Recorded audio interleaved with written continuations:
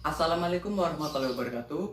Nama saya Ardani Gifarhuda, nomor absen 5 dari kelas 12 MIPA 3. Saya akan menjelaskan materi fisika mengenai hukum Archimedes. Hukum Archimedes menyatakan jika sebuah benda dicelupkan ke dalam zat cair, maka benda tersebut akan memperoleh gaya ke atas yang disebut gaya apung sebesar massa zat cair yang dipindahkannya. Gaya apung menyebabkan berat benda yang ada di dalam zat cair akan berkurang, sehingga benda yang diangkat di dalam zat cair menjadi lebih ringan. Persamaan dari hukum Archimedes atau gaya apung ini dapat dituliskan sebagai Fa sama dengan rho atau massa jenis dari fluida dikali dengan gravitasi dan volume benda tercelup. Fa merupakan gaya Archimedes dengan satuan Newton. Rho F atau massa jenis fluida dengan satuan kilogram per meter kubik. G yaitu gravitasi dengan ketetapan 9,8 meter per second kuadrat, dan volume benda tercelup adalah volume dari benda yang dicelupkan. Volume benda tercelup ini dalam satuan meter kubik. Berat benda yang sesungguhnya ketika di udara dapat ditulis dengan persamaan Wb sama dengan massa benda dikali gravitasi. Wb ini adalah berat benda dalam satuan Newton, sedangkan massa benda dalam satuan kilogram, dan G merupakan gravitasi dengan ketetapan 9,8 meter per second kuadrat. Ketika benda berada di dalam air, maka benda tersebut dikatakan memiliki berat semu. Berat semu dapat ditulis dengan persamaan W D F. Berat benda dalam fluida adalah berat benda ketika di udara dikurangi dengan gaya apung atau gaya Archimedes. Untuk memperjelas dan membuktikan teori yang telah saya jelaskan, kita akan melakukan percobaan, tapi tidak dengan telur, tapi dengan kapal selam sederhana. Tujuan dari praktikum kali ini adalah yang pertama untuk menjelaskan hubungan antara hukum Archimedes pada kapal selam sederhana, dan yang kedua adalah mengetahui cara kerja kapal selam sederhana. Nah, di depan saya sudah ada alat dan bahan sebagai penunjang praktikum kali ini. Yang pertama adalah ada wadah plastik yang berwarna bening agar kondisi benda saat terapung, melayang, dan tenggelam dapat terekam dengan jelas. Yang kedua adalah kapal selam sederhana. Kapal selam ini terbuat dari botol bekas yang di bagian bawahnya terdapat potongan dua selang akuarium sepanjang 6 cm sebagai jalan masuknya air ke dalam badan kapal selam tersebut. Dan pada bagian atas juga diberi selang akuarium agar dapat mempompa air yang masuk ke dalam kapal selam tersebut sehingga kapal selam dapat mengapung. Pada bagian kanan dan kiri diberi dua buah baterai agar kapal selam dapat mengapung secara seimbang. Kita mulai saja percobaan. Letakkan kapal selam sederhana pada wadah yang telah diisi air. Usahakan agar kapal selam tetap berada di permukaan dengan menjaga agar air tidak masuk ke dalam kapal selam. Lalu, perlahan-lahan, biarkan agar air masuk ke dalam kapal selam sebanyak seperempat volume dari kapal selam.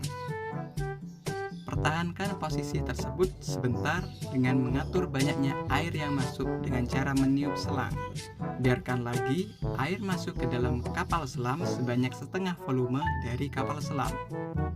Pertahankan posisi tersebut sebentar dengan mengatur banyaknya air yang masuk dengan cara meniup selang.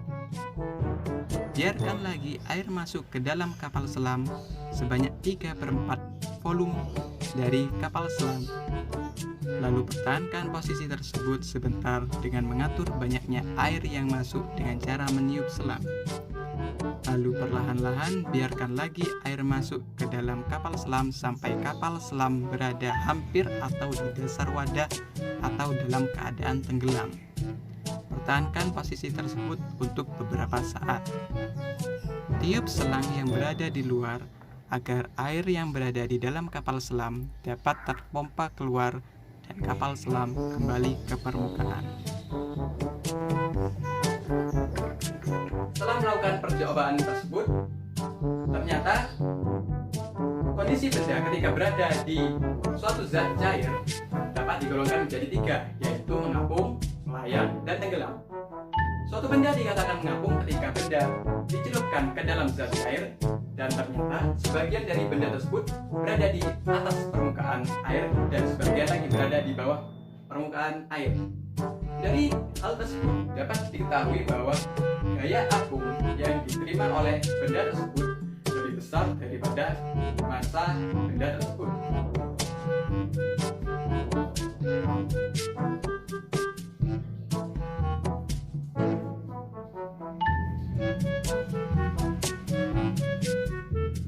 Hal ini membuktikan bahwa massa jenis benda lebih kecil daripada massa jenis zat cair. Dapat dituliskan sebagai berikut.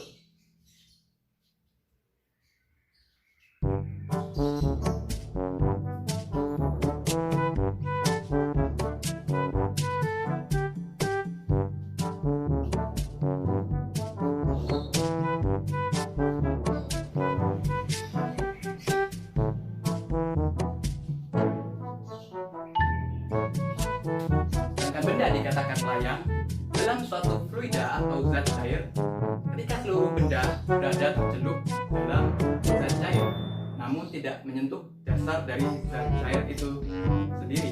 Dari pernyataan tersebut dapat diketahui bahwa gaya apung yang diterima oleh benda tersebut sama besarnya dengan massa benda tersebut.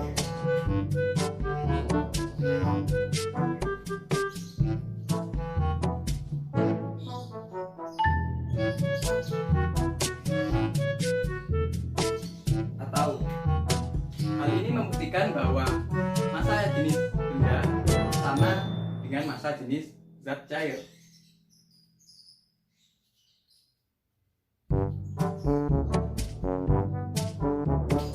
Sedangkan benda dikatakan tenggelam ketika seluruh bagian benda tercelup dalam suatu zat cair dan menyentuh atau hampir menyentuh dasar dari zat cair tersebut. Dari pernyataan tersebut diketahui bahwa gaya apung yang diterima oleh benda tersebut lebih kecil daripada massa benda tersebut.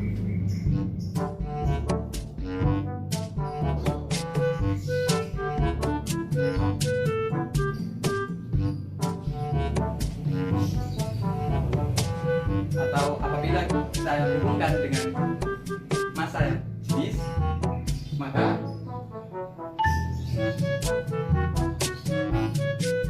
massa jenis benda lebih besar daripada massa jenis zat cair.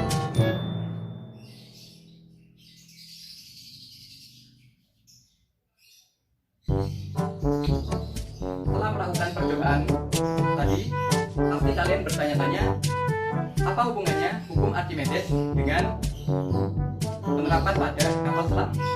Kapal selam dapat mengubah kondisinya ketika berada di air menjadi mengapung, melayang, dan tenggelam. Hal ini karena kapal selam dapat mengubah massa jenisnya. Pada saat keadaan mengapung atau berada di permukaan, tapi air yang ada di badan kapal selam tidak diisi air atau dalam keadaan kosong atau mungkin hanya sedikit diisi oleh air. Hal inilah yang membuat massa jenis kapal selam menjadi lebih kecil daripada perairan yang ada di sekitarnya.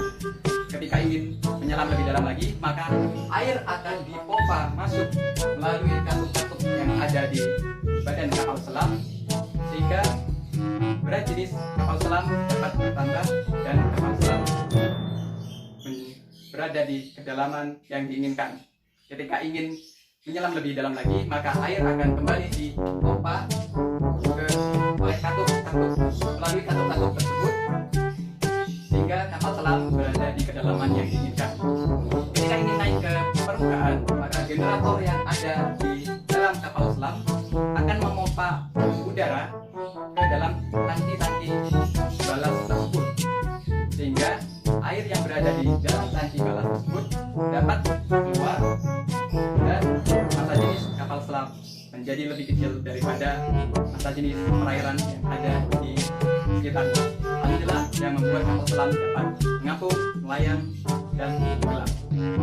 Nah, setelah penjelasan tadi, ternyata ilmu fisika tidak hanya tentang angka atau rumus-rumus, tapi juga sangat dekat dengan kehidupan kita sehari-hari.